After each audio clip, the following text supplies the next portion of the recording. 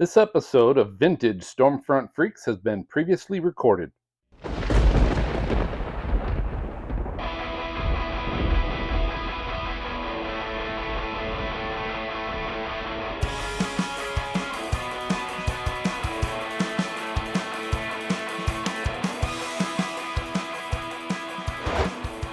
Awesome. Thank you very much. Hey, we have Andrew Lyons tonight. He's a mesoscale assistant fire weather forecaster. That is a lot of words on a business card. At the Storm Prediction Center in Norman, Oklahoma. Lifelong severe weather and aviation nerd. He called himself that. He graduated from University of Oklahoma in 2016 with a BS in meteorology. And we know what BS stands for, don't we? He began his career at the National Weather Service office in Grand Junction, Colorado. From there, Andrew moved to the WFO in Cheyenne, Wyoming, and earned his master's degree in hydrometeorology before taking the position at the SPC in 2020. Now, outside of work, Andrew is an avid storm chaser and college football fan. Andrew, I'm guessing you're a Sooner fan. Is that right? Boomer Sooner. Okay, because I'm from Nebraska, and you're coming to town September 17th. I'm just saying, okay? Wow. We barely snuck by the first one, so Yeah, I'm hopeful this one's a bit better on our end. But So what are you drinking tonight? What do you got? I have got some Knob Creek tonight, so I'm a big whiskey and bourbon guy. So my favorite is Eagle Rare, but I've sadly drank and all of that over the last couple of days. So Eagle Rare, got my yeah. backup of Knob Creek. Nice. All right, we're going to get him drunk before the end of the night. On the rock. You're not even mixing, are you? You're just straight up, right? Nope, just straight. Yep, usually take it neat or on the rocks in this case. I got a big, Nice. Should big be a hunk of fun ice in there. night. Yeah. Look at you. I'm All right, impressed. Andrew, I mean, you before we even get to the weather, aviation nerd. Oh, yes. I mean, I flew to, so of course I got to ask. Were you flying? When you did weather? I have 27 hours of my PPL done. Nice. I unfortunately got into a car accident right as I was starting stuff, so all my money went to the new car, and then my flight instructor moved away, so I've only got 27 hours. I've soloed. I've done all that stuff. Oh, nice. Yeah, so I'm just waiting for the capital to come in to go finish it, and then I want to go through and get my instrument. It's expensive. Yeah, it really is. Instrument, CFI, and all that stuff. So that's What's my the- retirement plan. Was the car accident while you were in the plane? No, Jeez. unfortunately not. That would be a great story, though. I had to emergency land on a highway and then hit a car. Yep, and insurance doesn't cover it. You know how it goes. No, So. that's stupid insurance. So tell us about the title, Mesoscale Assistant Fire Weather Forecaster. Tell me about that first. Yeah, so Meso Assistant Fire Weather Forecasters, or MESOAs, as we call them, are the entry-level forecasters at the Storm Prediction Center. So we are kind of brought in at the GS12 level, and then we handle all the mesoscale discussions and all the fire weather forecasts and the general thunder forecasts for the SPC. So we work with all the leads and all the mesos, or the mesoscale forecasters, and so we're the low guys on the totem pole, but they give us all the jobs they don't want to do. Yeah, tell that to the GS11s and below, right? But it seems like you've been a couple places already, like Cheyenne, you've been in Colorado. I mean, some of those are really beautiful places to live. Which one's They your are. favorite? Cheyenne was actually my favorite. Was it? Yeah, just the Over amount of Norman? Well, I mean, in college, I don't kidding, really I'm count that, kidding, but I'm kidding, I I'm do love kidding. Norman. But Cheyenne was my favorite WFO just because of how busy it is. I mean, it's weather all the time there. The old MIC Jeff Garman used to say, if you want to get your chances in, come to Cheyenne. So we had, high winds in the winter, snow, fire weather, and then tornadoes and flooding. It was everything except tropical, it seemed like. So Andrew, walk us through like a typical day of your work and your job, and what's like the hardest part when there's like severe weather, fire weather, all the things. Like talk to us about that a little bit too. Sure. Yeah. So we work rotating shifts. So depending on which shift you're on, I was on the day shift today. So I came in at around 8 or 9, and I did fire weather today. So come in, you start analyzing data, and then your first fire weather outlook is due around noon. So you're coordinating with all the local forecasters because they have all the information about the fuels in their area and they want to know kind of what your broad thoughts are for that. So just kind of doing your general weather surveillance, like what's going on here, which trough is where, what's that going to do. And then you're writing the outlook, drawing the lines, saving, and hoping you send it out on time because that's important. And then immediately after that, I'm into the day two. So same sort of thing, chatting with people internally, and a couple of conference calls, talking with the fuels people. So all the GACs out west, the geographical area coordination centers, getting fuel info, talking with them, writing more, drawing more lines, and then sending that one out. And then there's always the last 2-hour rush to get the day 3 to 8 out. So the extended forecasts for the rest of the week. You got to write that whole thing and draw all 8 days in that. So it's pretty busy, but a lot of the time it's individual work where you're just staring at a computer trying to figure out what the weather's going to do, how it's going to impact your fuels. And then a lot of chatting with the local weather forecasters or other partners, in this case from the Forest Service. So tell us a little bit more about like the fuels that you're talking about when it comes to like forecasting fire weather, because it's not like, typical weather. You look at different patterns, but also the vegetation there, right? How dry it's been, the drought conditions. Can you break it down like a little bit more for us? Yeah, absolutely. So depending on which part of the country you're in, you're looking at to see which types of fuels are available to burn. To kind of sum it up in the simplest stuff, if it's wet, it doesn't like to burn, and if it's rock, it doesn't like to burn. So you're kind of trying to figure out which areas are receptive to fire spread, and a lot of times that's done by people on the ground. So you're making a lot of calls saying, hey, is this fire weather zone able to burn, or is it critical, or is it getting there, or did you get a bunch of rain dropped on it? I think the trickiest aspect of fire weather forecasting is definitely the fuels, because it's so varied over the West. From a valley in Grand Junction, you've got one type of short grass and scrub, and then just a couple thousand feet up on the sides of the valley, you've got ponderosa pine, and all these other different types of trees or shrubs that can or can't burn based on temperature and humidity and all that. Wow. Is it me, or does it seem like this year, this has been a busy year so far? I see warnings like all over the United States. What the heck? Yeah, it has gotten off to a very early start with the drought out west. I mean, we were doing fire weather stuff as early as I think even January in parts of New Mexico and stuff like that. So it got off very quickly, and it has not let up since, unfortunately. Is there a threshold? Is there something where we're looking at this specific quality or characteristic, and we know, oh, this is going to be a crazy day, month, year, whatever? Yeah, it actually depends geographically.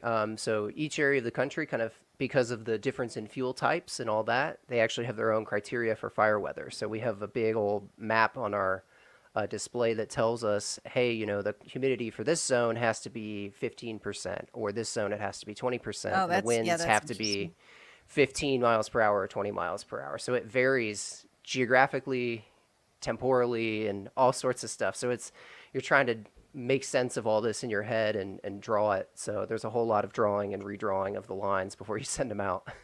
Go Can through I every ask you- state, would you? Just kidding. I'm kidding.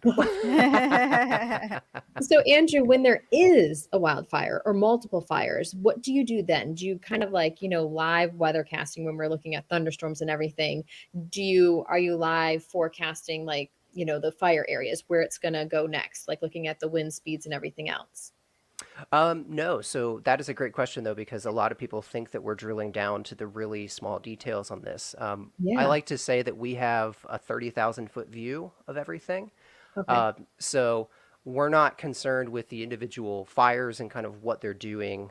We always try and keep track of them because that can tell us more about the fire environment and how those are behaving. But we're not actually specifically allowed to reference fires specifically. Really? Yeah. Interesting. Or talk specifically about how fires will behave. So we're entirely meteorological, which makes it very difficult to get that proper union between fuels and the meteorology because they're interconnected, but they're also independent. So That's so weird. Like if you're looking at, say, the pipeline fire near Flagstaff, mhm. it's burning, but you're not really referencing it. Because sometimes I always thought that was weird. Like there's areas of fire weather danger when there's a big fire outside of that area of fire weather danger. Mm-hmm.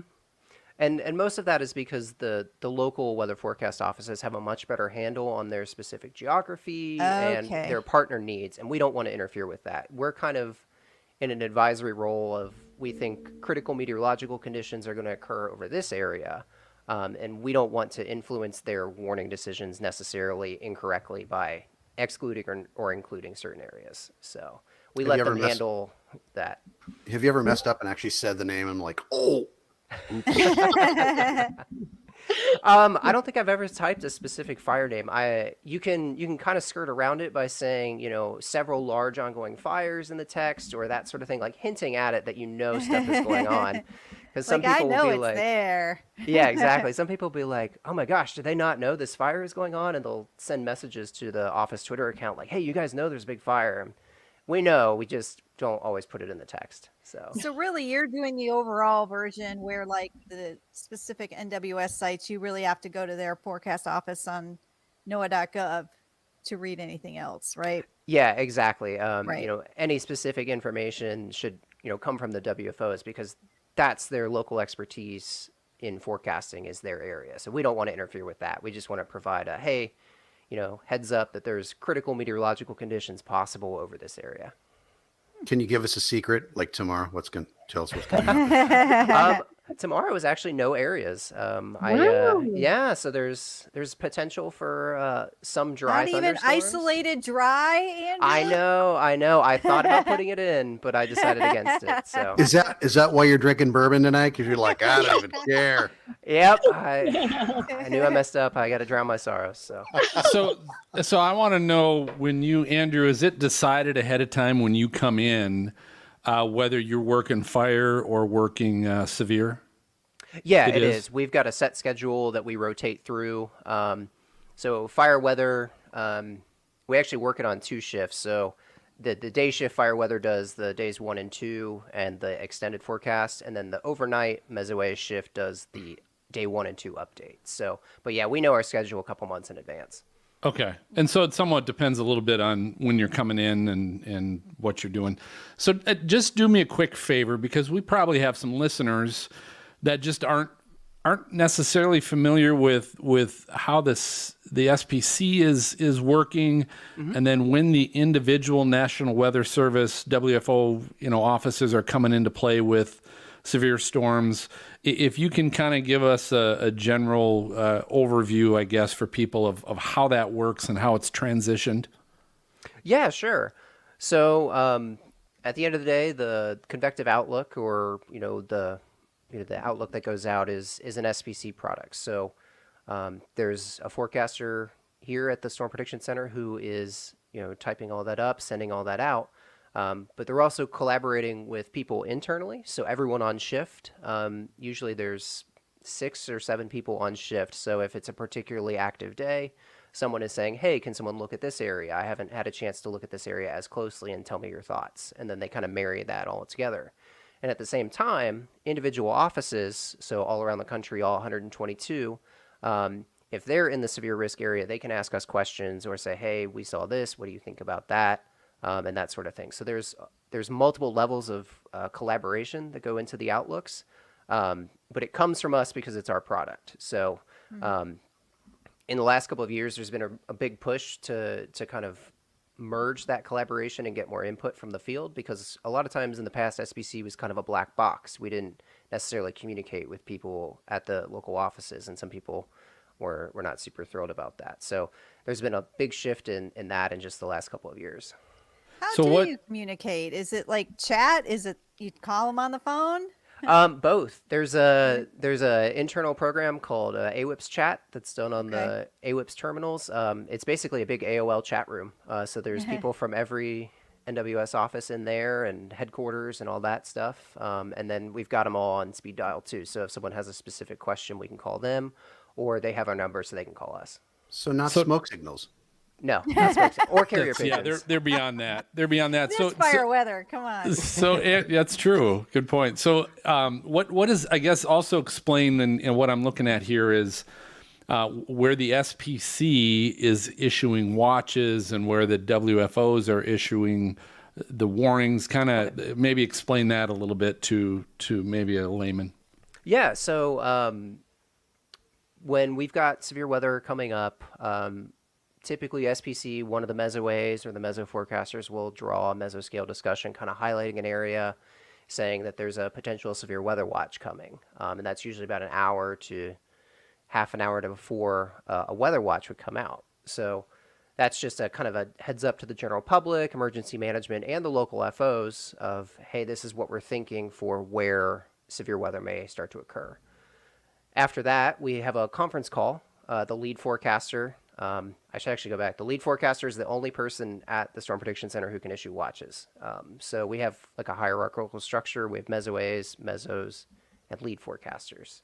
So everyone kind of assists everyone up, but the lead forecaster is in charge and makes the final decision for everything. So I'm sorry. Go ahead. With the holiday weekend coming up, is everybody in the office more concerned about like lightning strikes or like drunk campers? I guess drunk campers, more so.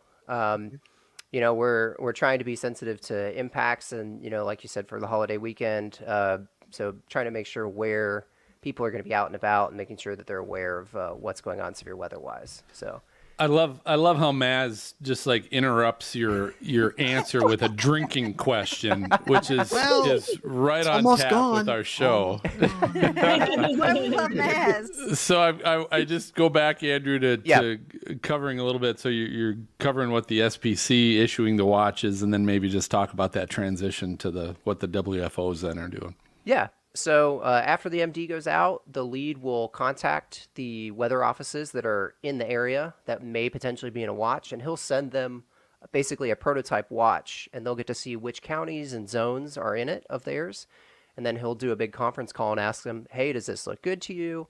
Do you like the watch type? A lot of times the lead will propose something, say a severe thunderstorm watch, and one office will have more concerns about tornadoes, and they'll discuss that, and so the watch type can change.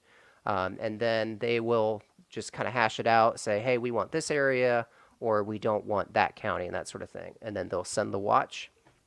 And then once the product is out, the severe weather watch is out, and then the WFOs are issuing individual warnings for storms within that watch, hopefully, to alert people in the short term, kind of what's going on severe weather-wise. So it's basically a temporal and aerial coverage of, hey, this area could see severe weather. Hey, this area might see severe weather. Hey, there's severe weather going on in this area. At least that's how it's supposed to work. Andrew, that's like the best breakdown ever. I want to know who fights it out at the end. Oh my gosh, exactly. So Andrew, I have to ask you, was there an event when you were a child that inspired you to be a meteorologist, or was it something later on in life? I would love to know what got you into meteorology. Yeah, I don't have a big event that really got me in. Going back to my aviation nerd, my maternal grandfather was a pilot in the Army Air Corps. So I grew up with all of his memorabilia kind of around the house, and he was really interested in weather. So I think I got the flying bug and the weather bug from my grandfather. I knew you were cool. But yeah, I don't have a specific event, but I do remember a couple in and around Cincinnati. So by the way, Mark and Phil, I grew up on the west side of Cincinnati. So nice. I knew it.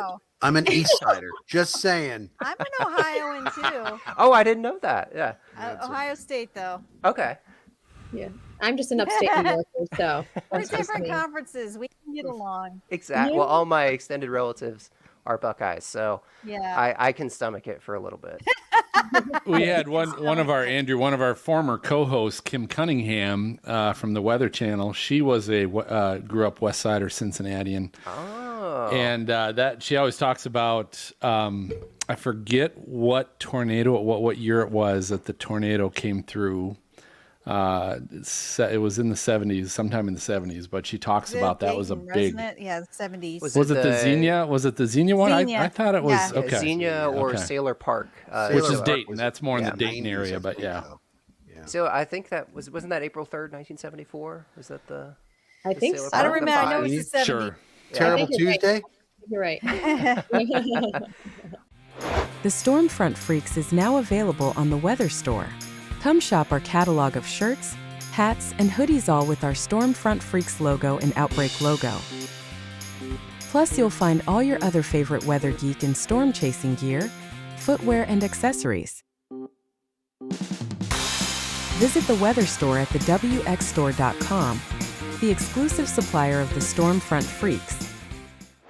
Mesoscaleforecast.com brings us StormNet, a state-of-the-art deep learning model designed to revolutionize severe weather forecasting.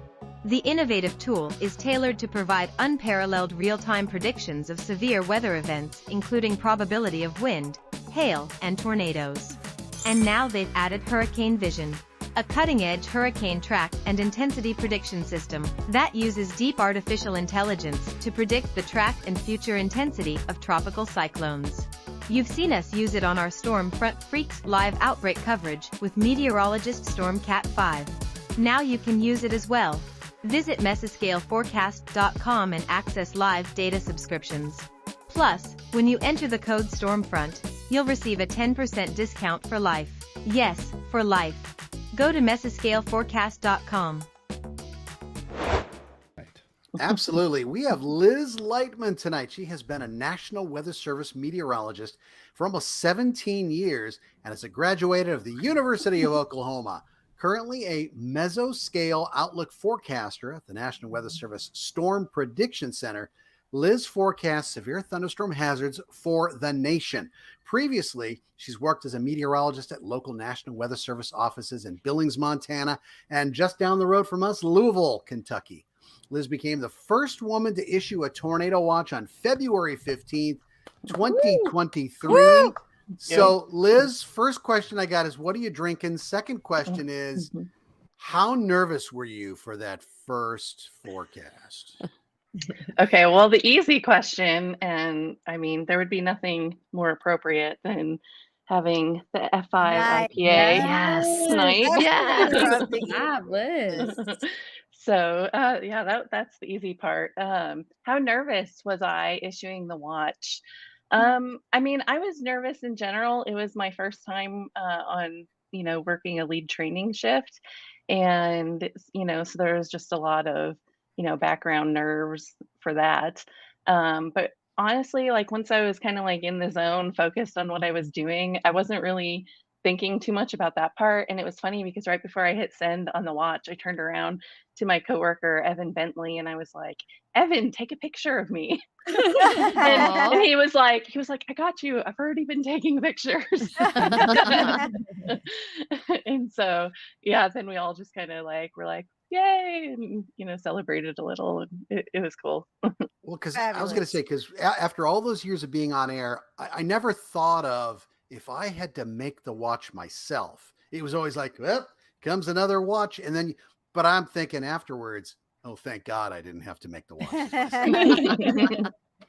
Well, Yeah.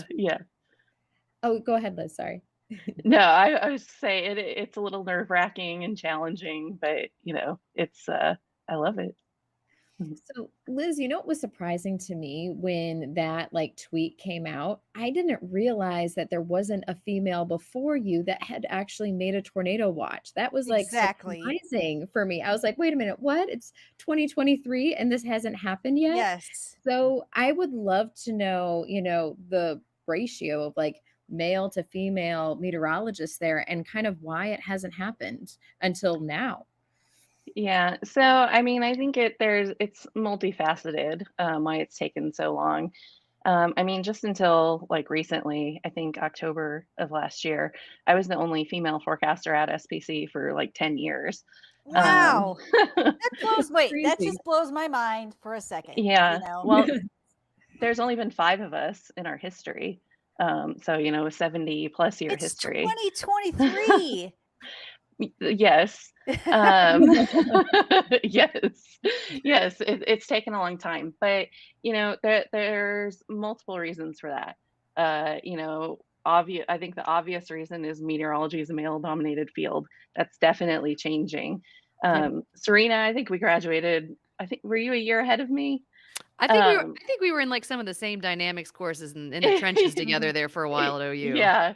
Yeah. So, I mean, it was probably what, like 30, 70, male to female Mhm. in our classes. But even since I've been in the weather service since 2006, I've seen a huge shift. There are more women than ever in the weather service. So, that we're changing and we're making progress there. The other thing is that SPC, we only have 22 forecasters, a national center that covers the entire United States, and we only have 22 forecasters, which is not that many more than the local WFO.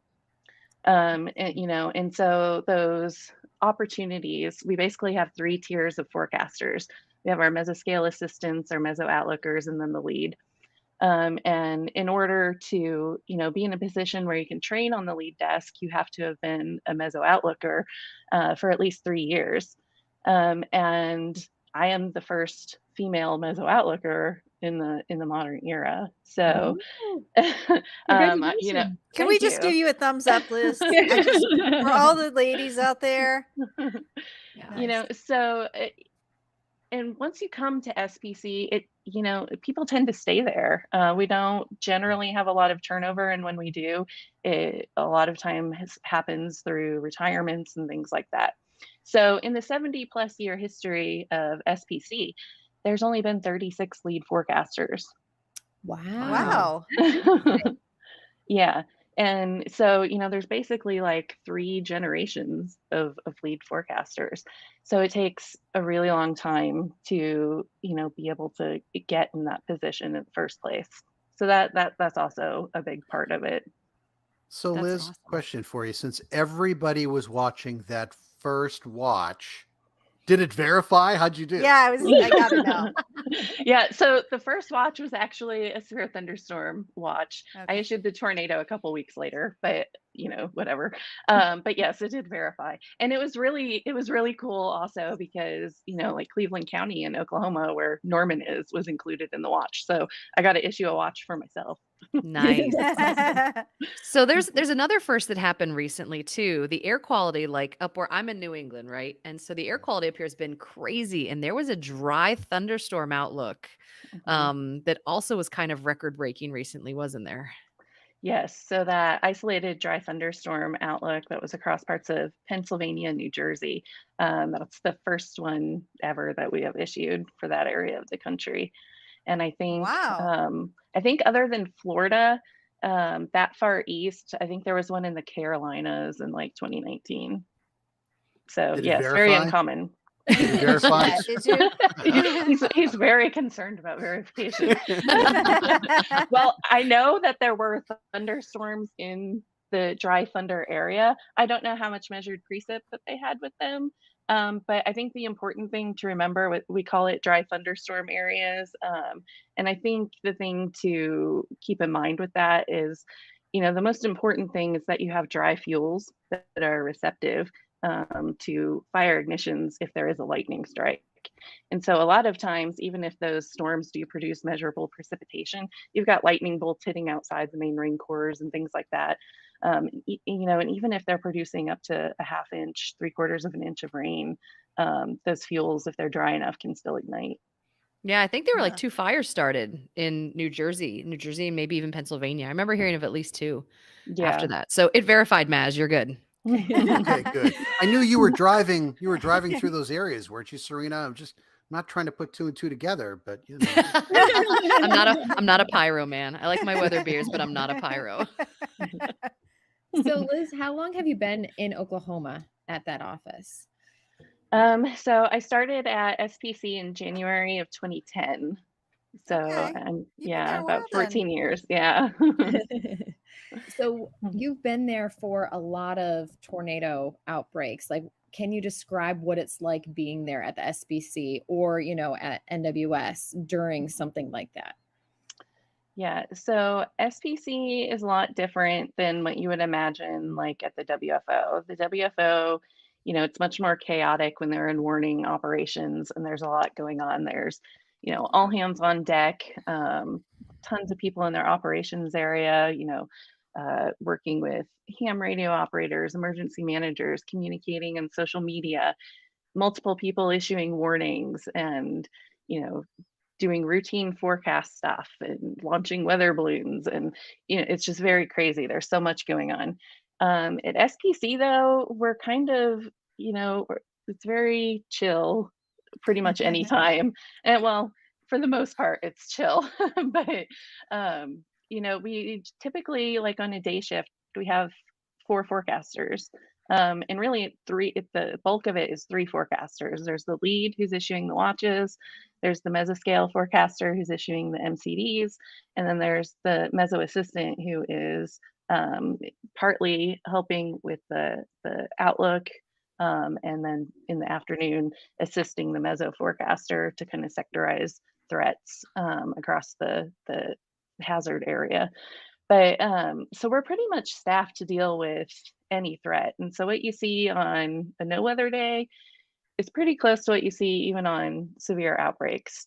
On September 27th, for instance, we did bring in an extra person that day because typically the lead forecaster will issue the morning update at 11:30 a.m. to the day 1 outlook, but he's already issuing watches at that point during these big outbreak days. So we bring in an extra forecaster to issue, that outlook. But pretty much it's those 3 or 4 individuals covering everything. It's always amazing how little people you have in a place where you would think you'd have rooms full. Yeah. Oh, it would be wonderful to have rooms full. The things that we could do if we had a room Yes. full of people. So But Liz, you're currently training Liz to be a lead forecaster, is that right? I'm training to fill in on the lead desk. So we don't actually Okay. currently have any vacancies on the lead desk, but we do what's called cross utilization training. And it's where the lower graded forecaster can fill in at the next higher graded Okay. desk once they have enough time at SPC to train. And then they can fill in, for sick leave, annual leave, things like that, so that we have some flexibility in our staffing. So what's involved in that training? So for you to become a lead forecaster, what are the things you have to do or the time you have to put in to make that separation or that difference? Yeah. So it's kind of 2-pronged. I did have to read, things like weather service assessments and feedback from WFOs and the types of things that, they prefer happen on like watch coordination calls and things like that.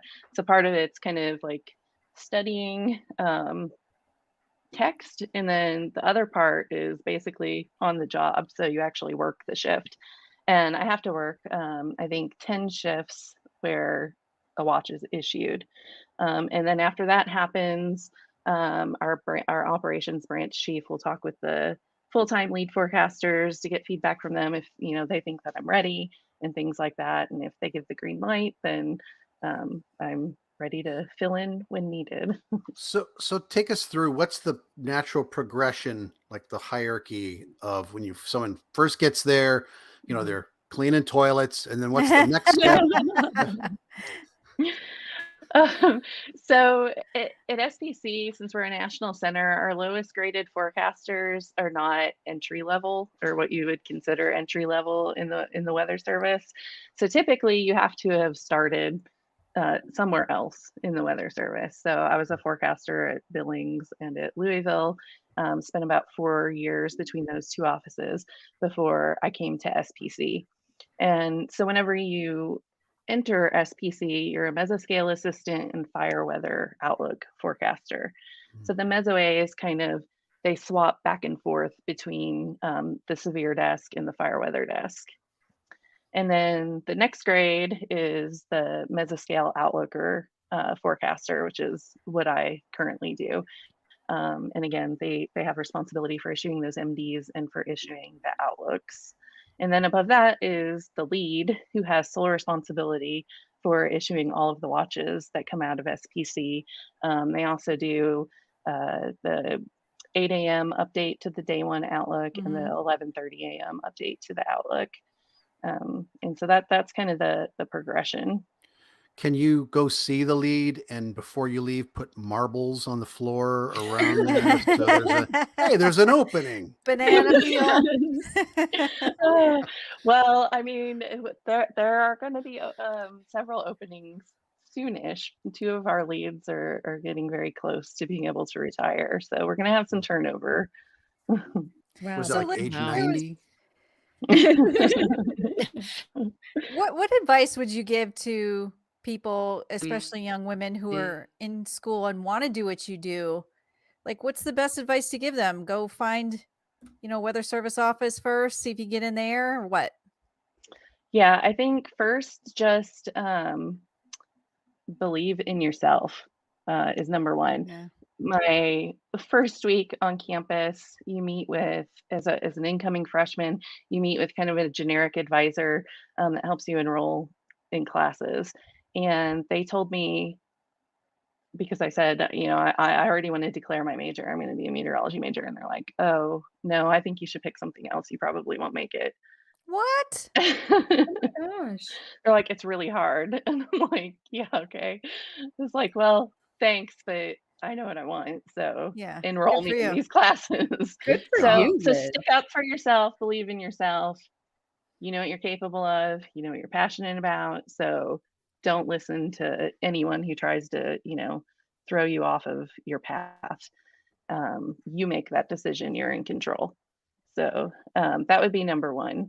Number two would be, yes, get some sort of experience, whether it's in the weather service or you think you want to be a researcher or a broadcast, whatever your niche that you're interested in.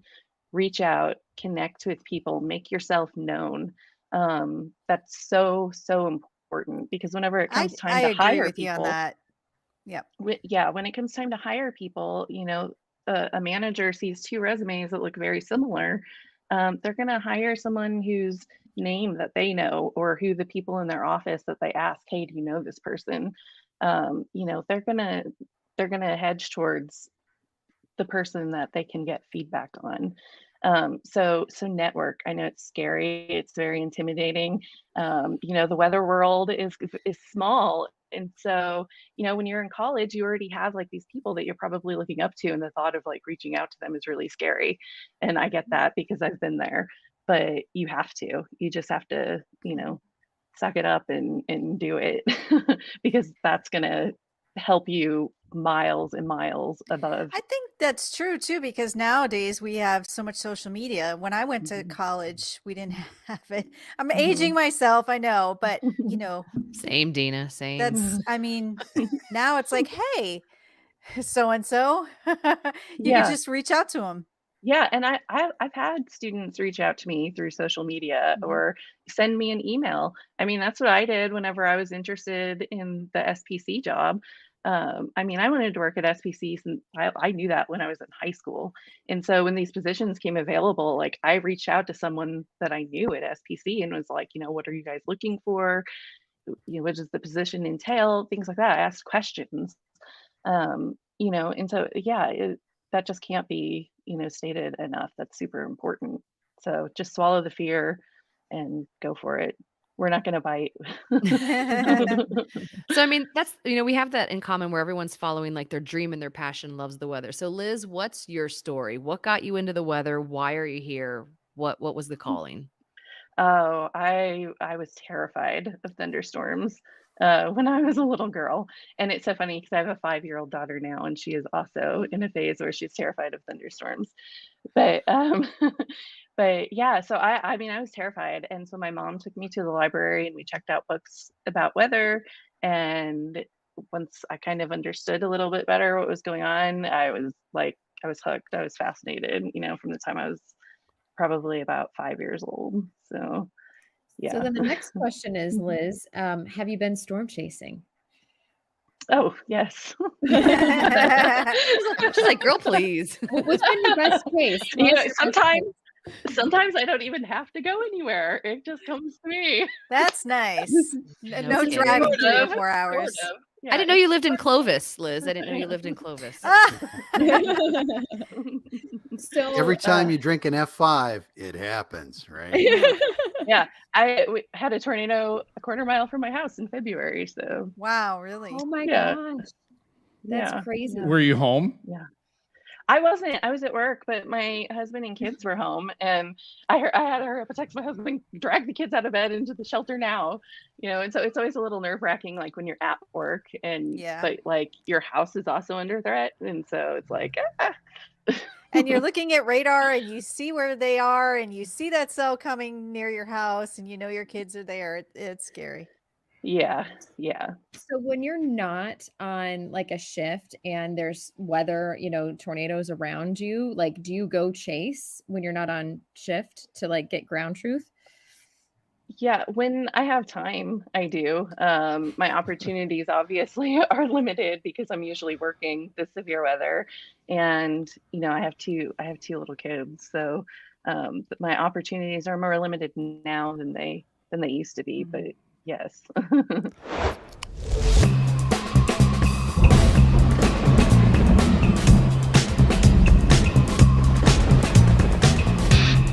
Thank you for tuning in to the Stormfront Freaks podcast. Our bi-weekly show is available on your favorite audio podcast player and on YouTube, along with videos from Stormcat 5 at youtube.com/stormfrontfreaks. Patreon team members can watch the live recording session and access other great member benefits. For Patreon details, show notes, past shows, videos, merchandise, and more, visit our website at stormfrontfreaks.com. While you're there, check out our interactive radar from our friends at zoomradar.com. If you would like to contact us with questions or make comments about the show, shoot us an email to questions@stormfrontfreaks.com or follow us on X or Blue Sky. Search for Stormfront Freaks. We'd love to hear from you. Join us next time and tell a friend about the Stormfront Freaks podcast.